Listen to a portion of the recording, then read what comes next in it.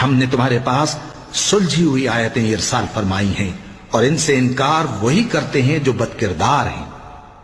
इन लोगों ने जब जब अल्लाह से कोई अहद किया तो उनमें से एक फरीक ने उसको किसी चीज की तरफ फेंक दिया। हकीकत यह है कि इनमें अक्सर बेईमान हैं। और जब उनके पास अल्लाह की तरफ से पैगंबर आखिरुज़्ज़मा सल्लल्लाहु अलैहि वसल्लम आए और वो उनकी आसमानी किताब की तस्दीक भी करते हैं, तो जिन लोगों को किताब दी गई थी उनमें से एक जमात ने अल्लाह की किताब को पीठ पीछे फेंक दिया, गोया वो जानते ही नहीं।